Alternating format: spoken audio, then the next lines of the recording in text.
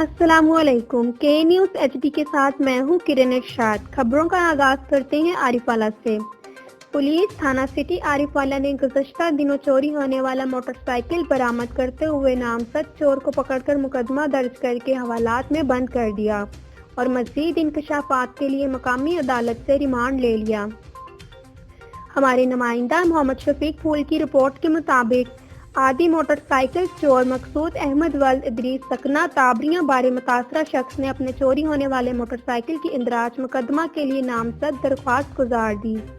جس پر پولیس تھانہ سٹی کے S H O Riyaz Ahmad بھٹی نے بروقت کارروائی کرتے ہوئے ملزم کو پکڑ لیا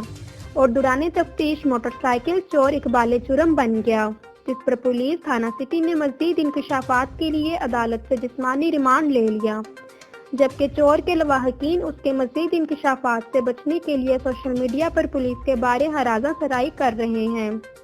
جس پر ایس ایچ او تھانہ سٹی ریاض احمد بھٹی نے بتایا کہ موٹر سائیکل چور 4 روزہ ریمانڈ پر تھانہ سٹی کی حوالات میں بند ہے۔